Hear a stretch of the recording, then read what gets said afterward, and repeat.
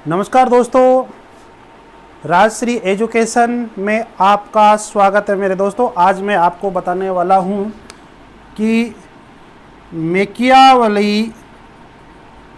Machiavelli ने अपने राजनीतिक सिद्धांतों में अपने राजनीतिक सिद्धांत प्रतिपादित किया उनमें, और मैकियावेली का जो फिलॉसफी है उसके अंदर कौन कौन सी विधियां हैं, मेथड है, जिनका हमें पता लगता है कि इन मेथडों के द्वारा उसने अपने राजनीतिक सिद्धांत प्रतिपादित किए। तो दोस्तों, मैकियावेली ने जो सबसे मुख्य अपने राजनीतिक दर्शन में जिस विधि का उन्होंने प्रतिपादन किया वह है ऐतिहासिक विधि, हिस्टोरिकल मेथड।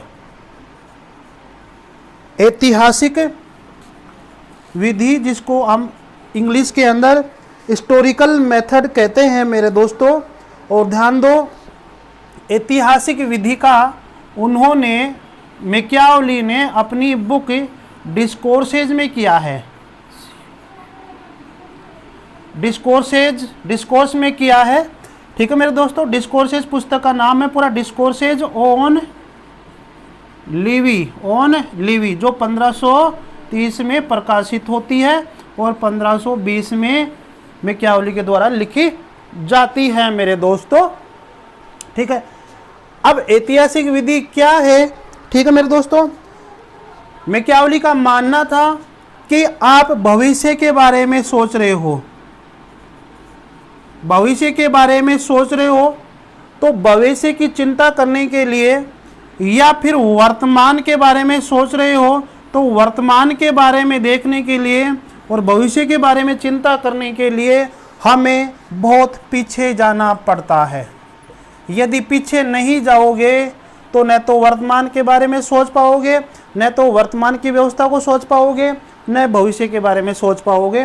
तो वो ये कहता है कि इतिहास देखो, किसी भी बिंदु पर जाने के लिए उसका बैकग्राउंड हमें पता होना चाहिए, तभी उसका हमें अच्छी तरह से पता चलता है। तो ऐतिहासिक विधि, तो उसके विचारों के अंदर उसने जो भी विचार प्रतिपादित किए तो कौन सी विधि से प्रतिपादित किए, मुख्य रूप से ऐतिहासिक विधि का उसने प्रयोग किया मेरे दोस्तों। तो वो कहता है कि इतिहास का अध्ययन वर्तमान राजनीतिक दर्शन की समस्याओं को हल करने का पूर्ण सिद्ध हुआ है।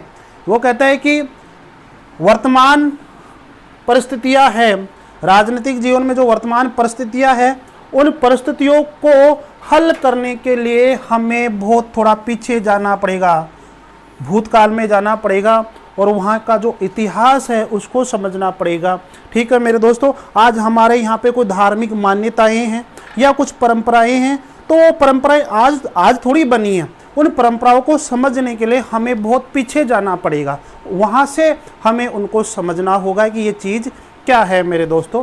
तो वह ये कहता है कि वर्तमान परिस्थितियों को समझने के लिए, इटली जैसे देश की वर्तमान परिस्थितियों को समझने के लिए हमें बहुत पीछे जाना पड़ेगा, इतिहास जानना पड़ेगा।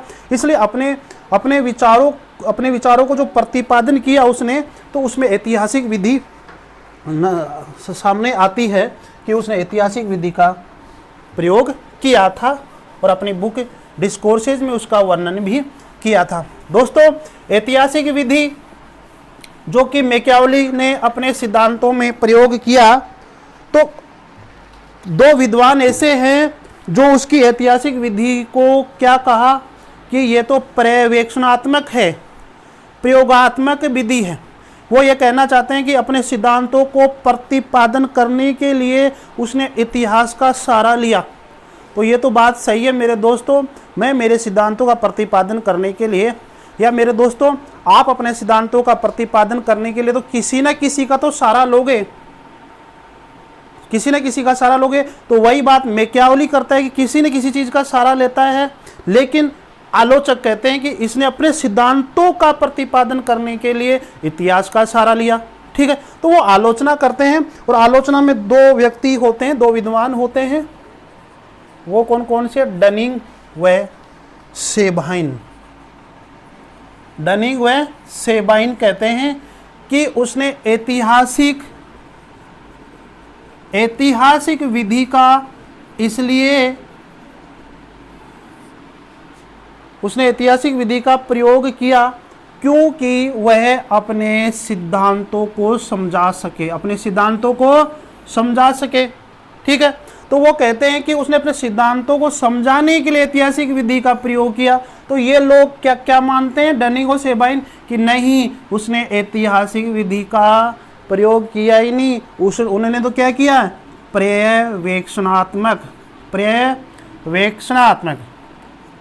पर्यवेक्षणात्मक अर्थात प्रयोगात्मक विधि का प्रयोग किया है। तो ये आलोचना करते हैं उसकी ऐतिहासिक विधि की। आपसे पूछा जा सकता है कि मैकियावेली के अकॉर्डिंग मुख्य विधि कौन सी है, तो मुख्य विधि तो है ऐतिहासिक विधि, और उस ऐतिहासिक विधि की आलोचना करने वाले कौन थे, डनिंग और सेबाइन मेरे दोस्तों। तो डनिंग इस विधि के बारे में क्या कहना चाहते हैं, देखो मेरे दोस्तों, डनिंग क्या कहते हैं। डनिंग मैकियावेली की पद्धति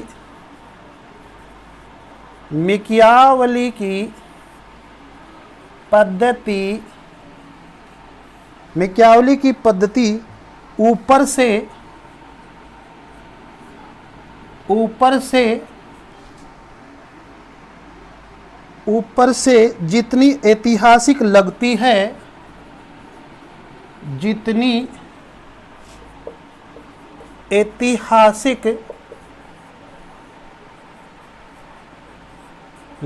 है, यथार्थ में उतनी ऐतिहासिक नहीं है। यथार्थ में उतनी ऐतिहासिक नहीं है, उतनी ऐतिहासिक नहीं है मेरे दोस्तों।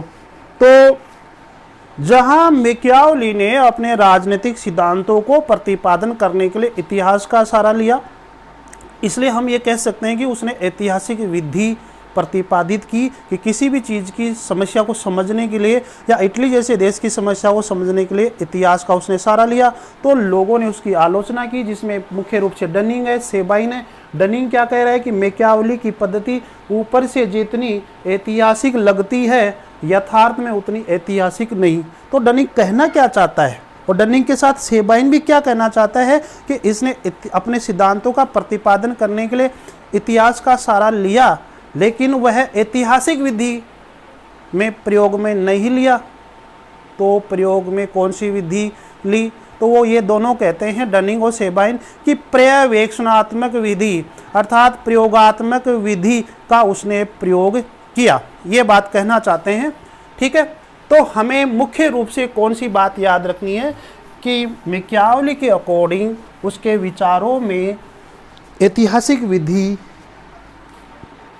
का प्रतिपादन मैकियावेली ने किया मेरे दोस्तों। निरीक्षण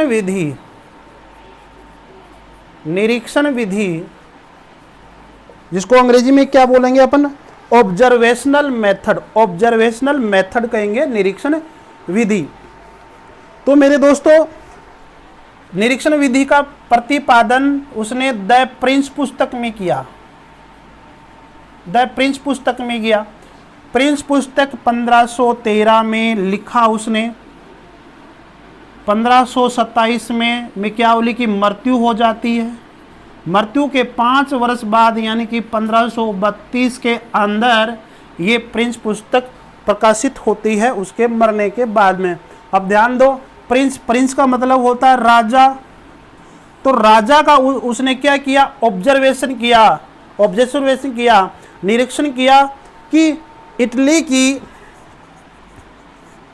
की व्यवस्था को, हम ये कह सकते हैं इटली की सामाजिक व्यवस्था को, हम ये कह सकते हैं कि इटली की राजनीतिक व्यवस्था को, या हम ये कह सकते हैं कि इटली का एकीकरण करने की व्यवस्था को एक निरंकुश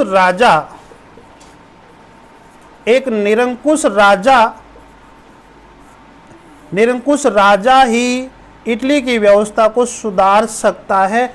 ये इस चीज़ों का उसने क्या किया, ऑब्जर्वेशन किया तो वहाँ एक निरीक्षण विधि चालू हो जाती है मैकियावेली के अकॉर्डिंग। तो ऑब्जेक्शन आपको पता होना चाहिए कि इटली के अंदर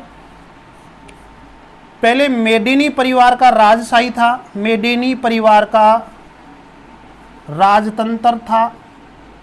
फिर वहाँ पर मेडिनी परिवार का को ख़त्म करके यानी कि उसको डैश मैच करके वहाँ पर गणतंत्रीय शासन व्यवस्था बन जाती है मेरे दोस्तों। गणतंत्रीय शासन व्यवस्था बन जाती है। उसके बाद में मेडिनी परिवार पुनः वापस इटली के ऊपर राजशाही स्थापित कर लेता है, दोबारा से राजा बन जाता है मेडिनी परिवार। और जो राजा बनता है वो कौन था? लोरेंजो। कौन था? लोरेंजो राजा था, जिसको अपन क्या कहते हैं, क्या कह सकते हैं मेरे दोस्तों? ड्यूक ऑफ बोर्जिया या जॉर्जिया। ठीक है, जॉर्जिया। ठीक है, तो लोरेंजो कह दो या ड्यूक ऑफ जॉर्जिया कह दो। तो ये बुक है वो इस राजा को समर्पित है। इस राजा को उसने ऑब्जर्वेशन किया कि ऐसा राजा यानी कि लोरेंजो ड्यूक ऑफ जॉर्जिया, कई किताबों में बोर्जिया भी मिलता है, बोर्जिया, ड्यूक ऑफ बोर्जिया। ठीक है, तो ऑप्शन के हिसाब से आंसर देना है। लोरेंजो, बोर्जिया, जॉर्जिया, ये राजा था इटली का। तो उसको देखकर उसने ऑब्जर्वेशन किया कि हाँ, ऐसे राजा जब इटली के अंदर होंगे तभी इटली की व्यवस्था सुधर सकती है। तो ये उसने ऑब्जर्वेशन किया था और इसी ऑब्जर्वेशन के आधार पर अपनी बुक द प्रिंस के अंदर साफ साफ लिखता है कि इटली की राजनीतिक व्यवस्था को, इटली की सामाजिक व्यवस्था को, इटली जैसे देश को, इटली जैसे राज्य की व्यवस्था को सुधारने के लिए एक राजतंत्र ही अच्छा हो सकता है। और राजतंत्र भी कैसा मेरा दोस्तों? निरंकुश राजतंत्र ही इटली की व्यवस्था को सही कर सकता है। ये उसने ऑब्जर्वेशन किया और यही बात अपनी पुस्तक के अंदर लिखती। तो हम ये भी कह सकते हैं कि द प्रिंस पुस्तक किस राजा को समर्पित है? लोरेंजो, ड्यूक ऑफ जॉर्जिया या ड्यूक ऑफ बोर्जिया। ठीक है, इसी राजा का उसने ऑब्जर्वेशन किया, निरीक्षण किया और ये कहता है कि ये राजा इटली के लिए आदर्श है, उपयुक्त है, अच्छा है। ऐसे ही राजा के ऊपर ऐसे ही राजा होना चाहिए। राजा के बाद में उसका बेटा राजा बनना चाहिए, लेकिन वह वंशानुगत राजपद का समर्थक नहीं था। वो कहता था कि गणतंत्रीय शासन व्यवस्था की तरह राजा का क्या होना चाहिए? इलेक्शन होना चाहिए, चुनाव होना चाहिए। ठीक है मेरे दोस्तों, इसीलिए तो वह राजतंत्र और गणतंत्रात्मक शासन दोनों व्यवस्थाओं का क्या था? समर्थन था। राज तो कैसा हो? राजा का ही हो राज तो, लेकिन उसमें जो शासन व्यवस्था है वो गणतंत्रीय होना चाहिए। जैसे चुनाव व्यवस्था है वो गणतंत्रीय होना चाहिए था मेरे। वो आपको सारा मैंने वीडियो में बता दिया। आगे बात करते हैं मेरे दोस्तों तुलनात्मक विधि। तुलनात्मक विधि कंपैरेटिव मेथड, अंग्रेजी में बोलते हैं कंपैरेटिव मेथड मेरे दोस्तों। तो तुलनात्मक विधि का मतलब आप समझ गए होंगे कि जब उस समय इटली 5 राज्यों में बटा हुआ था, जो मैंने आपको पहले बता चुका हूं मैं कि 5 राज्यों की अलग अलग उसने तुलना की मेरे दोस्तों कि कौन से राज्य में क्या कमी है, किस राज्य में क्या कमी है, किस राज्य में कहाँ की चलती है, किस राज्य में कहाँ की चलती है। तो सारे राज्यों में कमजोरियाँ थी, हर राज्य में कहीं ना कहीं व्यवस्था गलत थी। तो वो ये चाहता था कि इटली के जो 5 राज्य हैं वो एक हो जाए, अर्थात इटली का एकीकरण हो जाए। समझ में आ गया? तो हम ये कह सकते हैं कि इटली के अंदर 5 राज्यों की तुलना करके, अलग अलग उसका अध्ययन करके निष्कर्ष पर पहुंचकर वह व्यक्ति 5 राज्यों की तुलना करके ये कहता है कि इटली का एकीकरण होना चाहिए यदि इटली का भला चाहते हो। और अपने विचारों के अंदर तुलनात्मक विधि से उसने ऐसे विचार दिए मेरे दोस्तों। आगे बात करते हैं विश्लेषणात्मक विधि। विश्लेषणात्मक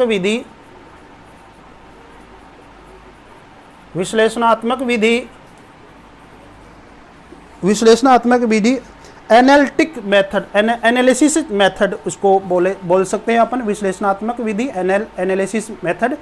और इसमें क्या होता है कि किसी चीज पर निष्कर्ष पर पहुंचा जाता है। निष्कर्ष पे पहुंचा जाता है।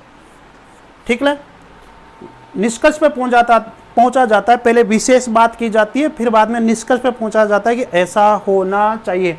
तो विश्लेषणात्मक हम क्या कह सकते हैं कि उसने यह निष्कर्ष लगाया, उसने ऑब्जर्वेशन विधि से या निरीक्षण विधि से पता लगा कि एक निरंकुश राजतंत्र इटली की व्यवस्था को सुधार सकता है। यह उसने ऑब्जर्वेशन किया मेरे दोस्तों, लेकिन ऑब्जर्वेशन वर्क के एक निष्कर्ष तक पहुंच गया कि एक निरंकुश राजतंत्र ही व्यवस्था को सुधार सकता है, क्योंकि उसने मैकियावेली ने मानव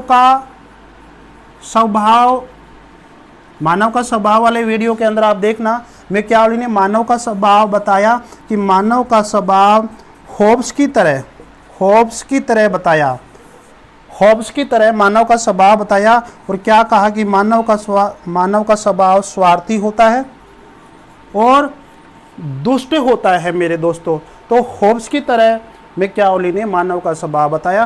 तो बताओ मेरे दोस्तों, ऐसे लोग जो दुष्ट होते हैं, स्वार्थी होते हैं, तो उनके लिए तो राजनीतिक व्यवस्था, राजतंत्र, कानून व्यवस्था कठोर होने चाहिए कि नहीं चाहिए? होनी चाहिए मेरे दोस्तों। इसलिए वह इटली में ऐसे लोगों को कंट्रोल करने के लिए, उन पर नियंत्रण करने के लिए वह कहता है कि निरंकुश राजतंत्र ही सबसे अच्छा है, ताकि ऐसे लोगों को नियंत्रण किया जा सके। ठीक है मेरे दोस्तों, तो एक निष्कर्ष पे पहुंचा कि इस तरह से निरंकुश राजतंत्र बनना चाहिए। तो ये है विश्लेषणात्मक विधि मेरे दोस्तों। आगे बात करते हैं वैज्ञानिक पद्धति। हम ये कह सकते हैं कि मैकियावेली ने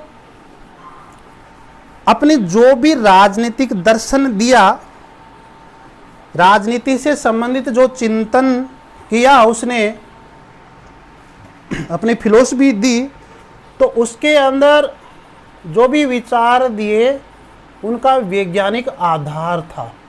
सबसे पहले तो बात ये करते हैं कि जो भी उन्होंने विचार दिए वो क्रमबद्ध तरीके से दिए। और हम ये कह सकते हैं कि जो चीज़ क्रमबद्ध रूप से लागू रहती है, क्रमबद्ध रूप से व्यवस्थित उसको सजाते हैं, वही क्या है? विज्ञान है। तो उसी तरह से उसने आधार बनाया अपने विचारों का मेरे दोस्तों। ठीक है मेरे दोस्तों, और विचारों को आधार बनाया। और हम विज्ञान में ये कह सकते हैं कि उसने मध्यकालीन विचारों व परंपराओं का बिल्कुल खंडन कर दिया, उनको समाप्त कर दिया अपनी फिलॉसफी से, अपने दिल दिमाग से, और नवीन विचारधाराएं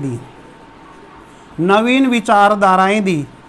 जो विचारधाराएं आज आधुनिक काल में प्रासंगिक है, ऐसी विचारधाराएं दी मेरे दोस्तों। ठीक है, तो इसीलिए तो डनिंग ने मैकियावेली के बारे में क्या कहा था कि मैकियावेली क्या है कि मध्यकाल युग को और आधुनिक काल युग को संबंध विच्छेद करने वाला है। अर्थात मध्यकाल युग को और आधुनिक काल का पृथक करने वाला, उसमें संबंध विच्छेद करने वाला एकमात्र व्यक्ति, पहला विचारक कौन है? मैकियावेली है। यह डनिंग ने कहा था। और इसीलिए मेरे दोस्तों प्रोफेसर जोन्स महोदय ने आधुनिक राजनीति का जनक किसे कहा था? मैकियावेली को कहा था। और ध्यान दो, उसने मध्यकालीन जो चर्च है, जो पोप है, जो आडंबर है, जो अंधविश्वास है, ऐसी धार्मिक मान्यताओं को, ऐसी परंपराओं का बिल्कुल पूरी तरह से खंडन कर दिया और नवीन विचारधाराएं दी। तो नवीन विचारधाराओं का मतलब उसने वैज्ञानिक रूप से विचार प्रतिपादित किया। वो कहता है कि प्रत्यक्ष जो हमारे सामने है वही सत्य है, जो सामने नहीं है वह सत्य नहीं है, वह असत्य है। ठीक है मेरे दोस्तों, तो ये बात वो कहता है। तो मध्यकाल में कोई भी प्रत्यक्ष चीज नहीं थी, ऐसा होगा वैसा हो जाएगा, ऐसी चीज़ थी। तो नवीन विचारधारों में ये कहा कि समाज का भला जब भी हो सकता है जब सामने कोई प्रत्यक्ष चीज़ होती है और प्रत्यक्ष चीज़ों का उपयोग किया जाएगा, तभी समाज का भला हो जाएगा। केवल बातों से भला नहीं हो सकता। तो आप समझ गए होंगे मेरे दोस्तों, उसने अपने विचारों का आधार क्या बनाया। वैज्ञानिक एक तो अपने विचारों को क्रमबद्ध रूप से दिया, दूसरा कि उसने मध्यकालीन विचारों का पूरी तरह से खंडन कर दिया। तो यहाँ पर वो वैज्ञानिक हमारे को नज़र आता है। ठीक है मेरे दोस्तों, अपने विचारों में मतलब वैज्ञानिक तरीके से अपने विचारों का उसने पेश किया। तो केटलिन क्या कहता है, एक विद्वान था केटलिन नामक विद्वान ने क्या कहा उसके बारे में दोस्तों, कि मैकियावेली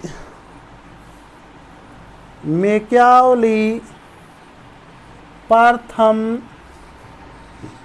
राजनीतिक वैज्ञानिक, मैकियावेली प्रथम राजनीतिक वैज्ञानिक है। ठीक है, मैकियावेली प्रथम राजनीतिक वैज्ञानिक है। ठीक है, तो अब उसने अपने विचारों को बिल्कुल पूरी तरह से वैज्ञानिक रूप से पेश किया। 8 नंबर, परंपराएं, रीति रिवाज जो बिल्कुल बेकार है, जो समाज का भलाई नहीं कर सकती, ऐसी विचारधारा को उसने बिल्कुल पूरी तरह से नकार दिया, खंडन कर दिया। इसीलिए केटलिन ने क्या कहा था, मैकियावेली प्रथम राजनीतिक वैज्ञानिक है। ये बात केटलिन ने मैकियावेली के बारे में कहा था। अब एक विशेष बात, W.T.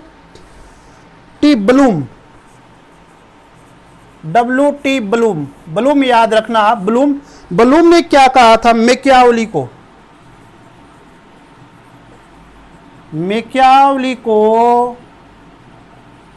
ब्लूम ने क्या कहा मेरे दोस्तों, याद रखना, आधुनिक व्यवहारवाद का जनक।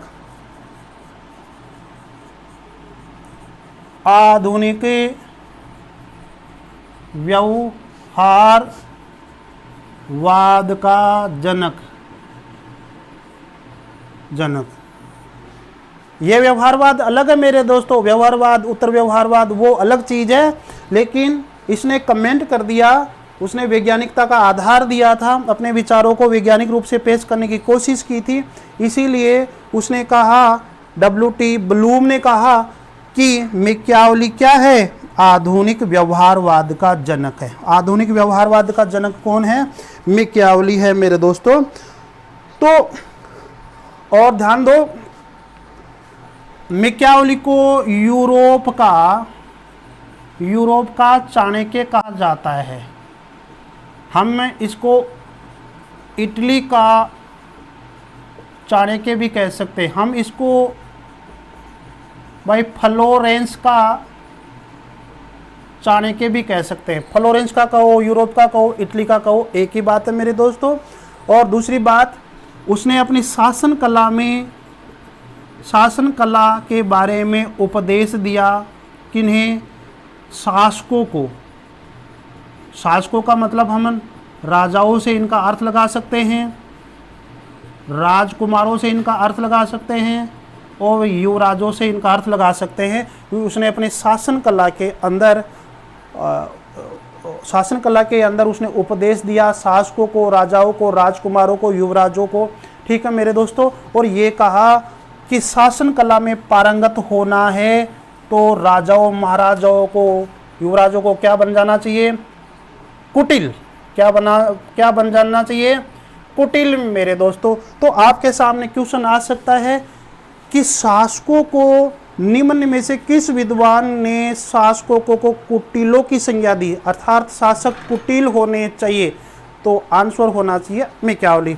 तो दोस्तों, मैंने आज आपको मैकियावेली ने अपने विचारों में जिन जिन मेथड का प्रयोग किया उसके बारे में मैंने आपको बताया मेरे दोस्तों।